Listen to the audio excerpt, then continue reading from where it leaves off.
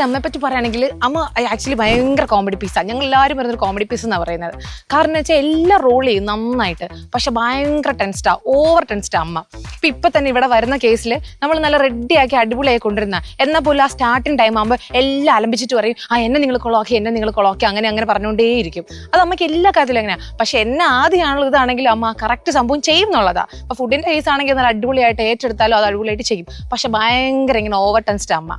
ഇപ്പൊ തന്നെ കണ്ടില്ല, അതെ അമ്മ എന്നെ നാണംകെടുത്തില്ലെന്ന് പറഞ്ഞുകൊണ്ടിരിക്കുക.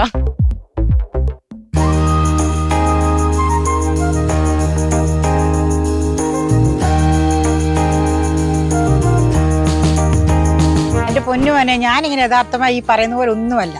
എന്നെ സംബന്ധിച്ച് ഞാൻ എല്ലാം നല്ല ക്ലിയറും പെർഫെക്റ്റും ആണ്. പക്ഷെ ഇവരെന്നെ എപ്പോഴും ഇങ്ങനെ റോൾ ചെയ്തുകൊണ്ടിരിക്കുകയാണ് ഓരോരോ കാര്യത്തിനും. പക്ഷെ ഞാൻ ഇങ്ങനെ ഒരു വ്യക്തിയല്ല, ഞാൻ എല്ലാത്തിനും പെർഫെക്റ്റ് ആണ്. വീട്ടിലെ ഏത് കാര്യത്തിനാണെങ്കിലും. ഈ പായസത്തെ പറ്റി പറഞ്ഞാല്, അയ്യോ നിങ്ങൾ ഈ പായസത്തിനെ പറ്റി ഒന്നും അമ്മയോട് ചോദിക്കില്ലേ? അമ്മ പണ്ടുകൊണ്ടുള്ള കാര്യം പറയും. ക്രിഞ്ചാണ്, ക്രിഞ്ച്, ഫുള്ള് ക്രിഞ്ച്. അത് ഞങ്ങളുടെ പാരമ്പര്യമായിട്ടും അമ്മമാരുടെ കാലം മുതലേ ഇത് കൈകാര്യം ചെയ്തിട്ടുള്ളതാണ്. അപ്പൊ അങ്ങനെ ഞങ്ങൾ കണ്ട ഒരു ശീലമാണ് അതിനകത്ത് ഇതിനോട് ഇഷ്ടം തോന്നുന്നത്. ആ ഇഷ്ടത്തിലൂടെ ഞാൻ തന്നെ ഇത് എൻ്റെ ഒരു പ്രായമായപ്പോൾ, അന്ന് നമുക്ക് ഈ യൂട്യൂബ് മൊബൈലൊന്നും ഇല്ലല്ലോ. ആ കാലത്തിലെ ഇപ്പം സമയം ഞങ്ങൾ തന്നെ പ്രിപ്പയർ ചെയ്താണ് ഇപ്പോൾ പ്രഥമനായിട്ട് ഉണ്ടാക്കിയിട്ട് എൻ്റെ ഫ്രണ്ട്സിനും കാര്യങ്ങൾക്ക് ഓരോരുത്തർത്തൊക്കെ പറയുമ്പോൾ ഞാൻ രുചിക്കായിട്ട് കൊടുത്തു. പക്ഷെ അത് എനിക്ക് സക്സസ് ആണ്. ഞങ്ങളുടെ വീട്ടിൽ ഞങ്ങൾ 3 പെൺപിള്ളേരാ. അപ്പൊ ഞങ്ങളെ സംബന്ധിച്ച് ഞങ്ങളുടെ അമ്മ ഞങ്ങൾക്കൊരു നല്ല സൂപ്പർ ലേഡിയാ. ആ കഥയൊക്കെ ഞാൻ വഴി പറഞ്ഞുതരാം. പട്ടയുടെ ഇല അല്ല, ഇത് വയനയില. ഓക്കെ, വയനയില. അതായത് നമ്മള് ട്രിവാൻഡ്രത്ത് തെരളിയപ്പം വെക്കില്ലേ? തെരളിയപ്പത്തിന്റെ കുമ്പിളപ്പം. ഇന്ന് കുമ്പിള് പായസാണോ? കുമ്പിളപ്പ പായസമല്ല, ഞങ്ങൾ ഉണ്ടാക്കുന്ന പായസം പുന്നല്ലട പ്രഥമൻ. പുന്നല് അടപ്രഥമൻ. അപ്പൊ ഉണ്ടാക്കിയോ? ഉണ്ടാക്കി നമ്മള് വീട്ടിൽ തന്നെ അത് വാഴയിലേക്ക് അമ്മ ഉണ്ടാക്കി പ്രിപ്പയർ ചെയ്ത് ഓണായിട്ട് നാടൻ രീതിയിൽ തന്നെ, അതായത് പ്രൊഫഷണൽ ആയിട്ട് ഇവര് പാരമ്പര്യമായിട്ട് കൊണ്ടുവരുന്നവയാ. ആണോ? അമ്മമാര് കാലം മുതലേ ഞങ്ങള് ഈ പ്രഥമനിൽ പ്രധാനം എന്ന് പറയുന്ന ഈ പുന്നല് കൊണ്ട് തന്നെയുള്ള പായസമാണ്. അട ഞങ്ങൾ തന്നെ വീട്ടിൽ തന്നെ പ്രിപ്പയർ ചെയ്തു. അതിലൂടെ കൂടുതലൊന്നും ഫ്ലേവർ ഒന്നും ചേർക്കാറില്ല. അതിന്റെ യഥാർത്ഥ രുചി നഷ്ടപ്പെടുമെന്നാണ് മാമമാര് പറഞ്ഞത്. അപ്പൊ അത് വെച്ച് ഉള്ള, അപ്പൊ നമ്മൾ ലാസ്റ്റ് അതിന്റെ ഒരു ഫ്ലേവർ കിട്ടണം. അതായത് മറ്റൊന്നും ചേർക്കാതെ അട. അപ്പം പുന്നലാണ് അതിന്റെ യഥാർത്ഥ ടേസ്റ്റി, ഹെൽത്തി ആയിട്ട്. മോടെ പേരെന്താ? എന്റെ പേര് അഭിരാമി. ഡാൻസ് പഠിക്കുന്നുണ്ടോ? Dance teacher. അപ്പം ഓൾ ദി ബെസ്റ്റ്.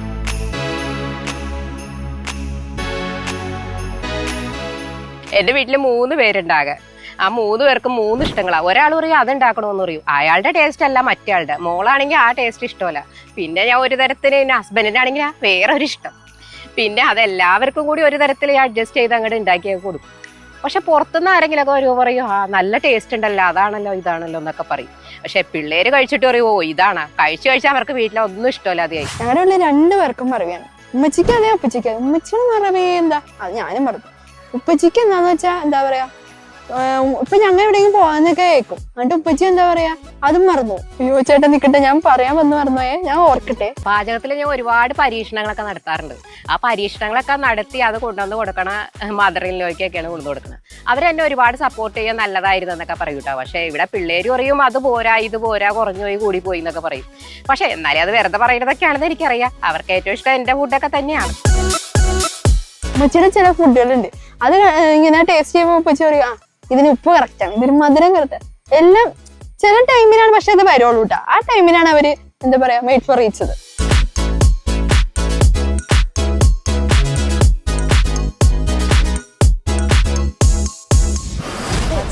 അല്ല, ഞാൻ നോക്കുവായിരുന്നേ, ഈ ടേബിളിൽ മാത്രമേ പ്രഷർ കുക്കർ ഉള്ളൂ, ഇടിയപ്പം പിഴിയുന്ന സാധനമുള്ളൂ. അപ്പം ആക്ച്വലി എന്നതാ ഉണ്ടാക്കാൻ പോകുന്നത്. ഇത് ഞാൻ കണ്ടുപിടിച്ച ഒരു വെറൈറ്റി റെസിപ്പിയാണ്. എന്റെ 4 പണി പുറകോട്ട് പോട്ടെ. ഫുൾ വെറൈറ്റി ആണല്ലോ ചേച്ചി ഇന്ന്.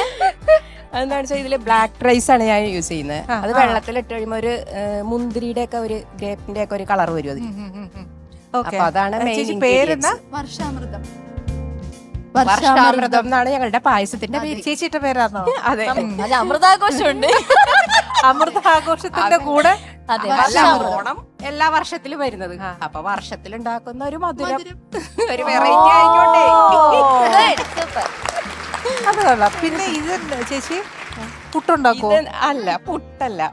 അതെന്താന്ന് വെച്ചാ പഴവും ഇത് റാഗിപ്പൊടിയാണ്, അതും കൂടി മിക്സ് ചെയ്തിട്ട് നൂൽപുട്ടുണ്ടാക്കും.